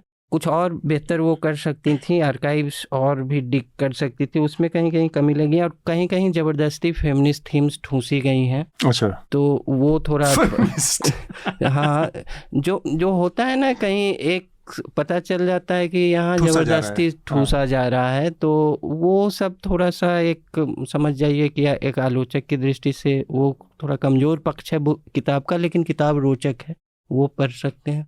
तो शार्दुल, आप अपना रिकमेंडेशन दीजिए। मेरे 3 रिकमेंडेशन हैं। पहला, न्यूज़ लॉन्ड्री पर तनिष्का की एक रिपोर्ट है। ये सब जब चल रहा था पिछले हफ्ते में, उसके बीच 11 राज्यों से मनरेगा के मजदूर आए और वो दिल्ली में प्रदर्शन कर रहे थे, क्योंकि उनको 2 हफ्ते से लेकर 1 साल तक लेट मजदूरी नहीं मिल रही है। जो हमारे समाज के आर्थिक रूप से सबसे नीचे तबके के लोग हैं, उन्हें पैसे भी नहीं मिल रहे, बाकी सब तो चल ही रहा है। एक और ज़रूरी रिपोर्ट वो आज ही आई, डाउन टू अर्थ पर है, कि UN पीस कीपर जो सेना जाती है, ये क्रिस्टीन वागनर की रिपोर्ट है। UN पीस कीपर जो अलग अलग देशों में जाते हैं सेना, तो डेमोक्रेटिक रिपब्लिक और कॉन्गो में उनके लंबे समय से जो यौन शोषण उन्होंने वहाँ पे लड़कियों का किया, और उससे पैदा होने वाली संतानें कितने बुरी हालात में हैं, बिल्कुल मतलब जी, मतलब दाने दाने के लिए तरस रही हैं और उनको कोई पूछने वाला नहीं है, और वो किस तरह से ब्यूरोक्रेसी में फंसी हुई हैं। UN क्योंकि एक्सेप्ट भी नहीं करता था पहले, अब वो शायद फंड बनाने के लिए कर रहा है। तो लंबी बहुत रिसर्च रिपोर्ट है, ज़रूर पढ़नी चाहिए। और तीसरी एक अच्छी रिकमेंडेशन भी है, NPR की रिपोर्ट। सब अच्छी नहीं थी नहीं, मतलब जैसे अच्छा न करा, हाँ, मतलब बहुत जो खुश, थोड़ा सा आपको अच्छा महसूस कराएगी पढ़ के। ये तो थोड़ी दर्दनाक और गंभीर है गंभीर ये भी, लेकिन ये अच्छी खबर जैसी है। NPR की एक रिपोर्ट है कि टाइगर्स की जनसंख्या का दुनिया में एस्टिमेशन हुआ तो वो 40% अनुमान से ज़्यादा पाई गई, जो बहुत अच्छी बात है। भारत में तो बढ़ी ही है, भारत में बढ़ी है। तो ये 3 मेरी रिकमेंडेशन है। एक, भारत में मैं बार बार सोचता हूँ कि जैसे भारत में चीते का इंट्रोडक्शन हुआ है, फिर से अफ्रीका से होने वाला है, हो गया, नाइजीरिया से ले आए गए हैं 8 चीते, 4 मेल 4 फीमेल। तो अगर आप लोग भारत में टाइगर और इन सब के साथ जो एशियाटिक लायंस हैं, उनकी भी संख्या बढ़ रही है, जो गिर के जंगलों में पाए जाते हैं। लेकिन आप देखेंगे तो कुत्ते जैसी हालत में शेर रहते हैं वहाँ पर। इतनी बुरी हालत है कि उनका एक सिंगल हैबिटाट है वो, और इतनी बुरी हालत है वहाँ खाने से लेके पीने तक की कि वो वहाँ से निकल के और समुद्र के उस इलाके तक चले जाते हैं जहाँ पे खारा पानी अवेलेबल है, क्योंकि वहाँ पे नहीं। और ये सारे के सारे जो 550-600 हुए, मेरे ख्याल से अब तो और ज़्यादा हो गए होंगे, 550-600 तो स्पेशली नहीं, ये एशियाटिक लायन गिर गिर वाले, ये कुल 5-6 गिने चुने बचे हुए एशियाटिक लायन से यहाँ तक पहुंचे हैं। तो 5 बचे थे भारत में एक टाइम पे, और ये जूनागढ़ की रियासत ने उसके बाद इसको प्रिजर्व करना शुरू किया, और तब वहां से धीरे धीरे फिर से बढ़े। 5 एशियाटिक लायन बचे थे। कहने का मतलब ये कि इनका जीन पूल जो है बहुत सीमित है, बहुत बहुत संकुचित है। तो ये कहा जाता है कि अगर आपका जीन पूल में डाइवर्सिटी नहीं है तो कोई भी एक ऐसी हरी गाड़ी बीमारी आई, महामारी टाइप, तो एक साथ सबके सब साफ हो सकते हैं, मर सकते हैं। इनकी जीन पूल की डाइवर्सिटी बहुत कमजोर है। उस दिशा में 2-3 चीजें हो सकती थी जो कि अभी लंबित है, क्योंकि वो नाक का इशू है कि गुजरात के बाहर शेर नहीं है, तो गुजरात उसको नाक का इशू बना लिया गया कि गुजरात की प्राइड, अस्मिता से जुड़ा। तो मोदी के टाइम से ये कहा गया, लगातार अलग अलग जितने भी रिजर्व हैं, सेंचुरीज हैं, उनमें इनको डाइवर्ट करने की बात थी, लेकिन वो गुजरात सरकार नहीं जाने देती। वो पॉलिसी गुजरात सरकार के मोदी के समय से लेकर आज तक कायम है। दूसरा इसका बड़ा हिस्सा हो सकता था जहां से जीन पूल की डाइवर्सिटी आनी थी, वो था कि अफ्रीकन लायंस को लाया जाए, उनके साथ इनकी मीटिंग करा के जीन पूल को डाइवर्सिफाई किया जाए। अफ्रीकन लायंस में भी साउथ अफ्रीका इस साइड के, वेस्ट साइड के लायंस दूसरे हैं जो रेत वाले इलाकों में हैं, इधर के दूसरे हैं, सब ईस्ट साइड के अफ्रीकन देशों के, तो उनमें अलग अलग किया जा सकता है, जिससे कि इनकी थोड़ी सी वो लॉन्गिविटी या इनके उसमें स्ट्रेंथ बचे, इनकी जीन पूल मजबूत हो। वो इस दिशा में काम करने की जरूरत है। चीते से मुझे याद आया तो इतना बड़ा भाषण हो गया। नहीं, वो आप सही कह रहे हैं। सेरेंगेटी, मसाई मारा, इन सब के जीन पूल अलग अलग हैं, थोड़े से विविधता मिलती है। तो आपका रिकमेंडेशन भी ले लेते हैं नीरज जी। सर, लाल सिंह चड्ढा देखा जाना, उसका इंग्लिश वर्जन आया था 90s में। मैं दिल्ली में ही था उस समय। मैंने गूज़बम्प्स या क्या था, फॉरेस्ट गंप, हाँ फॉरेस्ट, हाँ, तो वो मुझे अच्छी लगी टॉम हैंक की, इसलिए मैं उसे रिकमेंड करता हूँ। अब अच्छा लगने का क्या कारण कई हो सकते हैं यार। नहीं, फॉरेस्ट गंप तो बहुत बढ़िया कॉन्सेप्ट था। लाल सिंह चड्ढा चूंकि उसकी वो है, तो मैं तो कहूंगा कि दर्शक दोनों देखें और तय करें कि कौन सी बढ़िया है कौन सी नहीं, अपना एक ऑब्जेक्टिव तरीके से उसका। तो मैं अपना रिकमेंडेशन दूं उससे पहले, चूंकि एक लेटर है और एक सुझाव है, तो मैं उस सुझाव को नहीं पढ़ रहा हूँ। शशांक त्रिपाठी ने बहुत अच्छा एक सुझाव एक स्टोरी से रिलेटेड दिया है, तो उस पर हम बाद में बात कर सकते हैं। लेकिन करण का एक लेटर है, वो छोटा सा है, तो वो मैं पढ़ देता हूँ। मेरी तारीफ में लिखा है, लेकिन मेरी तारीफ से ज़्यादा शार्दुल की तारीफ है। I am a huge admirer of your and Newslaundry's work. Each week I eagerly wait to listen both Hafta and Charcha. It is surprising and yet elating how the views and opinions on the two podcasts, मतलब चर्चा और हफ्ता के, can sometimes be so different from each other. तो ये बड़ी अच्छी बात है। हफ्ता पे उनको अलग व्यूज रहते हैं लोगों के, और हमारे चर्चा पर अलग रहते हैं। चर्चा वाला अच्छा होना चाहिए। It is great that News Laundry does not have a single position on issues, and one of the many reason I have absolutely no regret supporting you. I would be remiss if I didn't also mention Tippani, another show eagerly waiting on every week. Your sarcasm is always sharp and चलो यार, ये तो हो गया। मैं आगे की बात कर। Shardul's perspective is always different. I personally find myself agreeing with his perspective more than others, and his opinion open new ways of thinking for me. Shardul, क्या बात है. And for the ideas where I already agree with him, his opinions add more depth to my views. I started listening to Charcha because of Atul, but I am staying here. ऐसा मत कर यार. Because of Shardul. Thank you for all that you do. Thank you, Karan, for your kind words. इसमें जो diversity वाला है मसला, उसको हम लोग कोशिश करके बनाए रखेंगे. कई बार होता है कि मिलते नहीं, और कई बार हमारे भी अपने बायसेस होते हैं, तो मिल जाती है. नहीं, ये तो अच्छी बात है कि अलग अलग होते हैं. हाँ. मेरा रिकमेंडेशन जो है वो मेरे 2 रिकमेंडेशन. एक तो हमारा नया एनएल सेना प्रोजेक्ट जो था, बुलडोज़र से जुड़ी कहानी थी, मध्य प्रदेश में बुलडोज़र जस्टिस से जुड़ी. उसकी स्टोरीज़ आ गई हैं. आपके 2 पार्ट उसके रिलीज़ हो चुके हैं, तीसरा भी जल्दी ही आ जाएगा, तो आप इसको पढ़ सकते हैं. हमारे हिंदी और अंग्रेज़ी दोनों उसमें उपलब्ध हैं. और एक रिकमेंडेशन है, आज ही आया है, जो कि मैं रिकमेंड करना चाह रहा हूँ. 9 लाइफ्स ऑफ नीतीश कुमार करके आज प्रताप भानु मेहता ने इंडियन एक्सप्रेस में ऑपेड लिखा है नीतीश कुमार के ऊपर. बड़ा इंटरेस्टिंग है. उसको मतलब ठीक है, एक पूरी तरह से टोटल यूफोरिक नहीं है, लेकिन उसमें कई चीज़ों को देखने की कोशिश की गई है. तो एक और रिकमेंडेशन मैं करना चाह रहा हूँ इंडियन एक्सप्रेस के ही ऑपेड से, जो कि कोमी कपूर ने लिखा था मीडिया की स्थिति पर, who needs media in new India. तो ये बड़ा एक ऑपेड था और ये इसका कॉन्टेक्स्ट बेसिक ये था कि जो केंद्रीय दिल्ली में वुमेन प्रेस कॉर्प की बिल्डिंग है, जो कि लीज की बिल्डिंग थी, सरकार ने लीज पर दे रखा था, वहाँ चली, तो उसको सरकार ने खाली करने का नोटिस दे दिया है। तमाम एक के बाद दो के बाद तीसरा नोटिस है।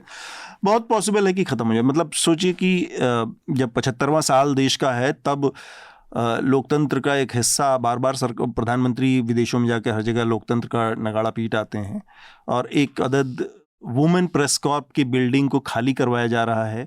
बाकी मीडिया ऑर्गेनाइजेशन के साथ भी यही रवैया चल रहा है, आगे न पीछे, आगे कल 2-4 दिन आगे पीछे ये सब होता रहेगा। तो उस पर कोमी कपूर ने लिखा है और बहुत ही मतलब एक पूरा आर्टिकल एक बहुत दुखद तस्वीर पेश करता है कि मीडिया के साथ इस सरकार का रवैया क्या है या किस तरह के रिश्ते हैं इस सरकार के। इसमें किसी एक को दोष ना भी देना चाहे तब भी आप उन रिश्तों को देख सकते हैं कि कितना उसमें गैप है, कितनी बड़ी खाई है। ये मेरे रिकमेंडेशन है। इसके साथ ही हम आज की अपनी चर्चा को रोकेंगे। आप सबको अमृत महोत्सव की बहुत बहुत शुभकामनाएं। तिरंगा फहराइए, लेकिन तिरंगा के नाम पे दूसरों को जज मत कीजिए, दूसरों को थोपिए मत। हो सकता है कोई किसी मजबूरी में ऐसा ना कर पाए। और कम से कम ट्विटर, फेसबुक और किसी भी सोशल मीडिया की डीपी में तिरंगा न लगाए जाने के लिए किसी को देशद्रोही कतई मत ठहराइएगा।